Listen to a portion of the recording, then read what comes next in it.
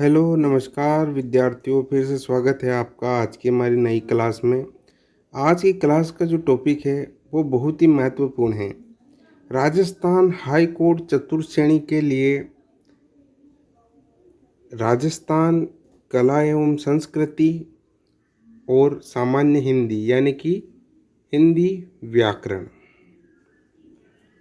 तो हिंदी व्याकरण और राजस्थान की कला संस्कृति के 25-25 बहुत ही महत्वपूर्ण प्रश्न मैं इस क्लास में लेकर आया हूँ। इसमें दो भाग होने वाले हैं। भाग एक जिसमें हमारी राजस्थान की कला एवं संस्कृति, और भाग दो में सामान्य हिंदी यानी कि हिंदी व्याकरण होने वाली है दोस्तों। तो जो भी भाई हमारे साथ जुड़ चुके हैं उन सभी का पहले तो मैं धन्यवाद करता हूँ। तो बिना वक्त गवाए हम आज की क्लास को शुरू करते हैं। तो आज की क्लास का जो हमारा पहला प्रश्न है वो है यहाँ पे, राजस्थान की बनी ठनी चित्रशैली का संबंध किस नगर से है। राजस्थान की जो बनी ठनी है चित्रशैली, उसका संबंध किस नगर से है दोस्तों। तो राजस्थान की जो बनी ठनी है, जब बनी ठनी की बात आए तो आपको किशनगढ़ को लॉक कर देना है। इस प्रश्न का सही आंसर हो जाएगा किशनगढ़। बनी ठनी चित्रशैली का संबंध किशनगढ़ से है दोस्तों। तो ऑप्शन बी आपका यहाँ पे सही उत्तर हो जाएगा। अगला प्रश्न देखिए। अगला प्रश्न है हमारा, प्रसिद्ध अग्नि नृत्य का उद्गम राजस्थान के किस जिले से हुआ। अग्नि नृत्य जो राजस्थान में किया जाता है उसका उद्गम स्थल या स्थान किस जिले को माना जाता है दोस्तों। तो अग्नि नृत्य का उद्गम स्थान जो है राजस्थान का बीकानेर जिला। कौन सा है दोस्तों यहाँ पे, बीकानेर जिला। ऑप्शन बी आपका यहाँ पे सही उत्तर हो जाएगा, अग्नि नृत्य बीकानेर। अगला प्रश्न देखिए। अगला प्रश्न है हमारा, राजस्थान का वेलोर किस किले को कहा जाता है। राजस्थान का जो वेलोर है किस किले को कहा जाता है। तो राजस्थान का वेलोर कहे जाने वाला जो किला है वो है हमारा बेसरोड़गढ़ दुर्ग। कौन सा है, बेसरोड़गढ़ दुर्ग। तो ऑप्शन सी आपका यहाँ पे सही उत्तर हो जाएगा। अगला प्रश्न देखिए। अगला प्रश्न है हमारा, लंपा लंपी और किरण बांकड़ी किसके प्रकार है। लंपा लंपी और किरण बांकड़ी जो है ये किसके प्रकार है दोस्तों। तो लंपा लंपी और किरण बांकड़ी जो है ये गोटा किनारी के प्रकार है। किसके प्रकार है, गोटा किनारी के। तो ऑप्शन बी आपका यहाँ पे सही उत्तर हो जाएगा। अगला प्रश्न देखेंगे। अगला प्रश्न है हमारा, थेवा कला राजस्थान के किस शहर की प्रसिद्ध हस्तकला है। बहुत ही महत्वपूर्ण प्रश्न है।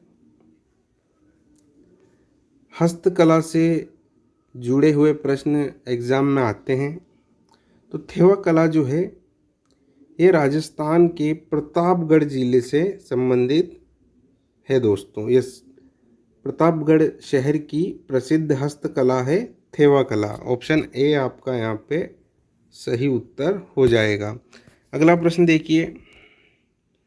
अगला प्रश्न है हमारा, खाटू श्याम जी का मेला किस जिले में लगता है।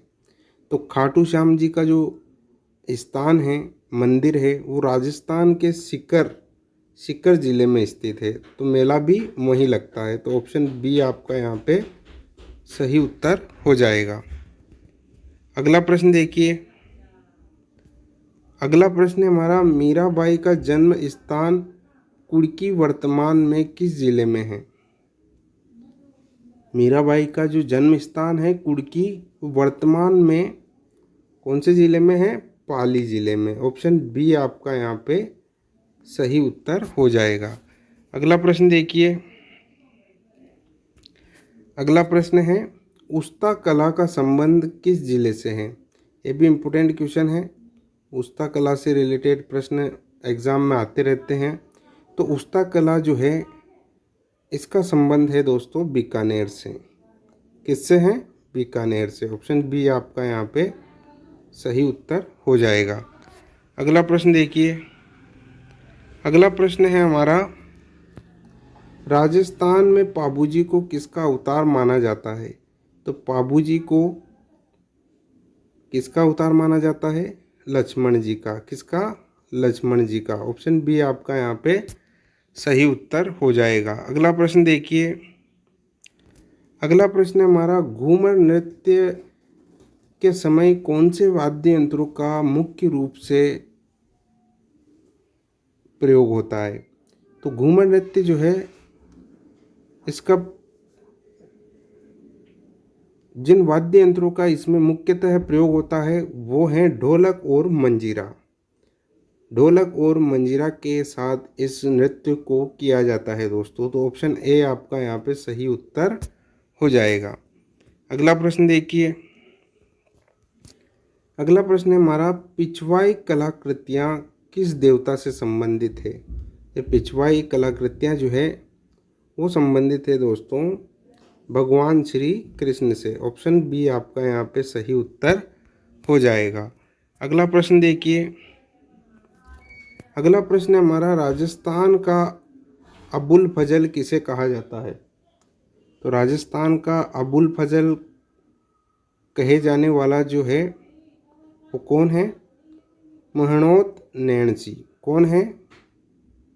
मोहनोत नैन सिंह। अबुल फजल के नाम से जाना जाता है मोहनोत नैन सिंह। ऑप्शन ए आपका यहाँ पे सही उत्तर हो जाएगा। अगला प्रश्न देखिए। अगला प्रश्न है हमारा, कुंभलगढ़ दुर्ग का शिल्पी कौन था? कुंभलगढ़ दुर्ग में जो शिल्प कला की गई है या शिल्प कला जिसने की है वो शिल्पी कौन था? तो कुंभलगढ़ दुर्ग का शिल्पी जो था वो था दोस्तों मंडन। कौन था? मंडन। ऑप्शन बी आपका यहाँ पे सही उत्तर हो जाएगा। अगला प्रश्न देखिए। अगला प्रश्न हमारा, राजस्थान में सती माता का प्रसिद्ध मेला कहाँ भरता है? तो राजस्थान में जो सती माता है उनका प्रसिद्ध मेला झुंझुनू में भरता है दोस्तों। कहाँ पर भरता है? झुंझुनू में। अगला प्रश्न देखिए।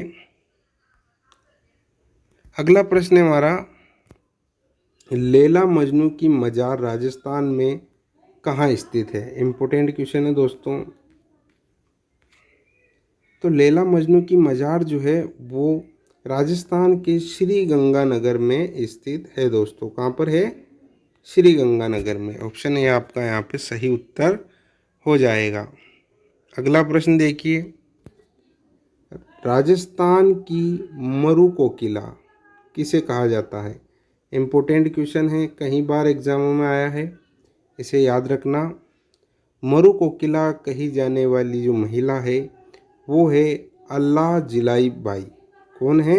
अल्लाह जिलाई बाई। ऑप्शन बी आपका यहाँ पे सही उत्तर हो जाएगा। अगला प्रश्न देखिए। अगला प्रश्न है हमारा, तीमनगढ़ का किला कहाँ स्थित है? तो तीमनगढ़ का जो किला है दोस्तों वो करौली में स्थित है। ऑप्शन सी आपका यहाँ पे सही उत्तर हो जाएगा। अगला प्रश्न देखिए। अगला प्रश्न है हमारा, बेणेश्वर मेला किन नदियों का संगम पर लगता है? तो बेणेश्वर मेला जो है वो सोम, माही, जाकम इन तीनों नदियों के संगम पर लगता है। ऑप्शन ए आपका यहाँ पे सही उत्तर हो जाएगा। अगला प्रश्न देखिए। अगला प्रश्न है हमारा, चुनरी कहाँ की प्रसिद्ध है? चुनरी जो है वो जोधपुर की प्रसिद्ध है दोस्तों। कहाँ की है? जोधपुर की। ऑप्शन बी आपका यहाँ पे सही उत्तर हो जाएगा। अगला प्रश्न देखिए। अगला प्रश्न है, लोक देवता गोगा जी का जन्म स्थान क्या है? तो लोक देवता गोगा जी का जो जन्म स्थान है वो है ददरेवा। और ददरेवा कहाँ पर है? चूरू में। कहाँ पर है दोस्तों? चूरू में। ददरेवा चूरू इनका जन्म स्थान है दोस्तों। अगला प्रश्न देखिए। अगला प्रश्न है हमारा, राजस्थान में 84 खंभों की छतरी कहाँ स्थित है? 84 खंभों की जो छतरी है वो कहाँ स्थित है दोस्तों? तो 84 खंभों की जो छतरी है वो बूंदी जिले में स्थित है। कहाँ पर है? बूंदी जिले में। ऑप्शन बी आपका यहाँ पे सही उत्तर हो जाएगा। अगला प्रश्न देखिए। अगला प्रश्न है हमारा, कालबेलिया नृत्य को यूनेस्को की सूची में कब शामिल किया गया? तो कालबेलिया नृत्य जो है इसको यूनेस्को की सूची में 2010 में शामिल किया गया। कब किया गया? 2010 में। ऑप्शन बी आपका यहाँ पे सही उत्तर हो जाएगा। अगला प्रश्न देखिए। राजस्थान में ब्लू पोट्री का जनक किसे माना जाता है भाई? इम्पोर्टेंट क्वेश्चन है। सभी विद्यार्थियों से विनम्र निवेदन है कि इन प्रश्नों को अपनी डायरी में नोट कर लें, कि ब्लू पोट्री जो है इससे प्रश्न एग्जामिनर हर बार पूछता है। तो ब्लू पोट्री जो है, तो ब्लू पोट्री का जनक माना जाता है कृपाल सिंह शेखावत को। किसको? कृपाल सिंह शेखावत को। तो ऑप्शन ए आपका यहाँ पे सही उत्तर हो जाएगा। अगला प्रश्न देखिए।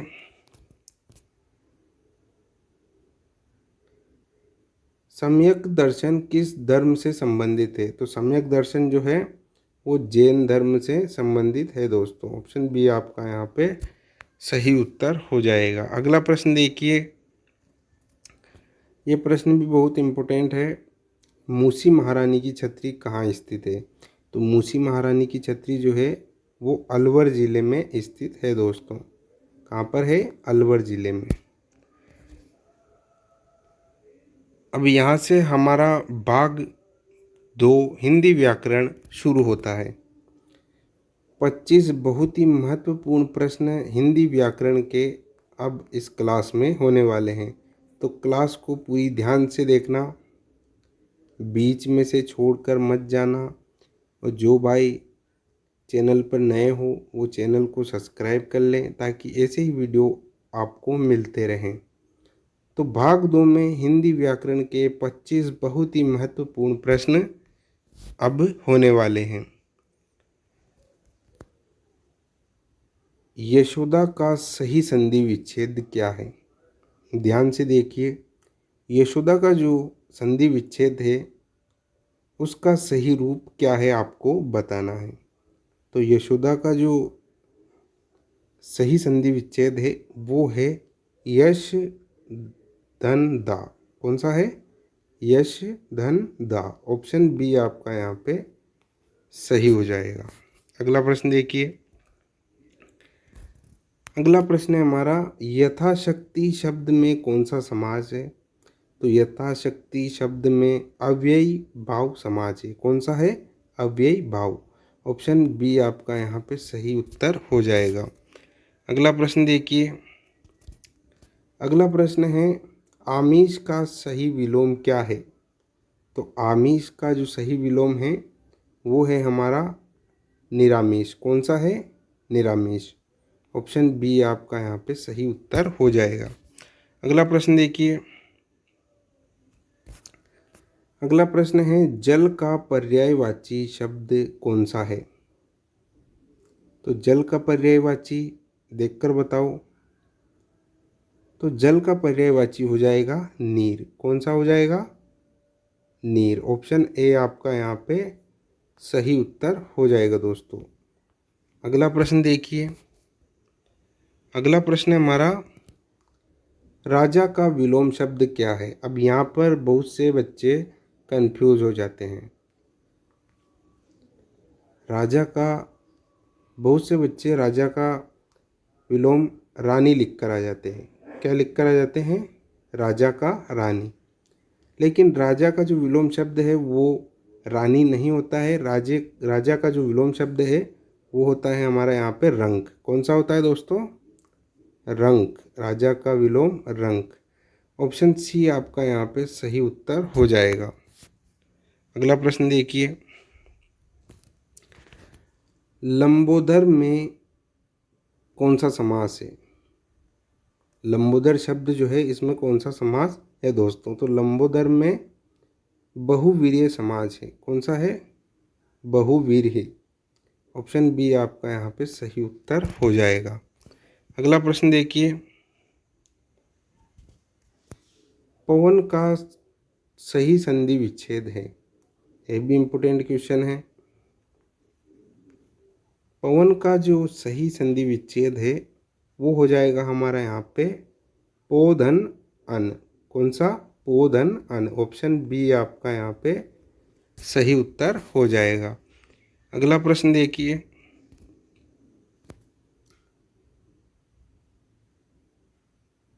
स्थावर का विलोम शब्द क्या है? तो स्थावर का जो विलोम शब्द है वो हो जाएगा जंगम। कौन सा हो जाएगा? जंगम। ऑप्शन ए आपका यहाँ पे सही उत्तर हो जाएगा दोस्तों। अगला प्रश्न देखिए, अगला प्रश्न है चयन में कौन सी संधि है? चयन शब्द जो है इसमें कौन सी संधि है दोस्तों? तो चयन शब्द में कौन सी संधि हो जाएगी? अयादि। कौन सी? अयादि। ऑप्शन बी आपका यहाँ पे सही उत्तर हो जाएगा। अगला प्रश्न देखिए, सुर और सुरा शब्द युग्म का सही अर्थ है। तो सुर और सुरा जो है इसका सही अर्थ जो है वो हो जाएगा हमारा देवता और शराब, यानी कि देवता और शराब। जैसे कि सुर जो शब्द है, सुर, इसका अर्थ हो जाएगा देवता। वो अगर इसके आगे हम अ जोड़ दें तो ये बन जाएगा असुर, और असुर का मतलब राक्षस दानव होता है। लेकिन ये जो शब्द है सुरा, इसका मतलब होता है शराब। तो सुर और सुरा शब्द का युग्म जो सही युग्म है वो हो जाएगा देवता और शराब। ऑप्शन ए आपका यहाँ पे सही उत्तर हो जाएगा। अगला प्रश्न देखिए, इनमें से कौन सा आकाश का पर्यायवाची नहीं है? तो आकाश का जो पर्यायवाची है वो कौन सा नहीं है? नीरज। गगन, अंबर और नभ, ये तीनों ही आकाश के पर्यायवाची शब्द हैं और नीरज नहीं है दोस्तों। तो ऑप्शन सी आपका यहाँ पे सही उत्तर हो जाएगा। अगला प्रश्न देखिए, अगला प्रश्न है हमारा, जो पहले कभी न हुआ हो के लिए एक शब्द है। जो पहले कभी ना हुआ हो उसके लिए एक शब्द है अभूतपूर्व। क्या है दोस्तों? अभूतपूर्व। ऑप्शन बी आपका यहाँ पे सही उत्तर हो जाएगा। अगला प्रश्न देखिए, शुद्ध वर्तनी वाला शब्द कौन सा है? तो यहाँ पर 4 आशीर्वाद लिखे हैं, लेकिन इनमें से जो शुद्ध हैं वो आपको बताना है, उसका चयन आपको करना है दोस्तों।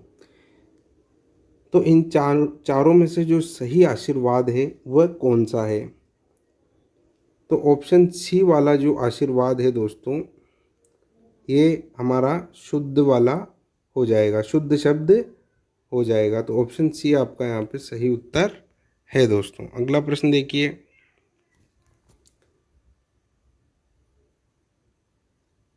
मतेक्य में कौन सी संधि है? जो मतेक्य शब्द है इसमें कौन सी संधि है? तो मतेक्य शब्द में वृद्धि संधि है दोस्तों। कौन सी संधि है? वृद्धि संधि। ऑप्शन बी आपका यहाँ पे सही उत्तर हो जाएगा। अगला प्रश्न है, घोड़े बेचकर सोना मुहावरे का अर्थ है। वो बोलते हैं ना कि वो तो घोड़े बेच के सो गया। तो घोड़े बेचकर सोना क्या है? तो घोड़े बेचकर सोना जो मुहावरा है इसका अर्थ है दोस्तों बेफिक्र होना। क्या है? बेफिक्र होना। ऑप्शन ए आपका यहाँ पे सही उत्तर हो जाएगा। अगला प्रश्न देखिए, विद्यालय में कौन सी संधि है? तो विद्यालय शब्द जो है इसमें दीर्घ संधि है, विद्या धन आलय। तो इसमें कौन सी संधि है? दीर्घ संधि। अगला प्रश्न है हमारा, प्रत्येक का सही संधि विच्छेद है। तो प्रत्येक का जो सही संधि विच्छेद है वो है प्रति-1। ऑप्शन ए आपका यहाँ पे सही उत्तर हो जाएगा। अगला प्रश्न देखिए, अनु उपसर्ग से बना शब्द कौन सा है? तो अनु उपसर्ग से जो बना है वो शब्द है दोस्तों अनुचर। कौन सा है? अनुचर। ऑप्शन बी आपका यहाँ पे सही आंसर हो जाएगा।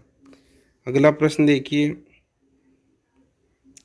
अगला प्रश्न है हमारा, भिक्षुक शब्द में कौन सा प्रत्यय है? तो भिक्षुक शब्द जो है उसमें उक प्रत्यय है। कौन सा प्रत्यय है? उक। ऑप्शन ए आपका यहाँ पे सही उत्तर हो जाएगा। अगला प्रश्न देखिए, अगला प्रश्न दोस्तों हमारा, हिंदी में वचन के कितने भेद होते हैं? हिंदी में जो वचन हैं उनके 2 भेद होते हैं, एकवचन और बहुवचन। अगला प्रश्न देखिए, क्रिया के मूल रूप को क्या कहते हैं? तो क्रिया के मूल रूप को धातु कहते हैं। क्या कहते हैं? धातु। अगला प्रश्न देखिए, अगला प्रश्न है हमारा, चौराहा में कौन सा समास है? तो चौराहा जो है उसमें द्विगु समास है। कौन सा समास है? द्विगु। ऑप्शन ए आपका यहाँ पे सही उत्तर हो जाएगा। अगला प्रश्न देखिए, अगला प्रश्न है हमारा कि काल के मुख्य रूप से कितने भेद हैं? तो काल के मुख्य रूप से 3 भेद हैं, भूतकाल, भविष्यकाल और वर्तमान काल। अगला प्रश्न देखिए, अगला प्रश्न है हमारा, सज्जन का सही संधि विच्छेद है। तो सज्जन जो शब्द है इसका सही संधि विच्छेद हो जाएगा सत धन जन। कौन सा हो जाएगा? सत धन जन। ऑप्शन बी आपका यहाँ पे सही उत्तर हो जाएगा।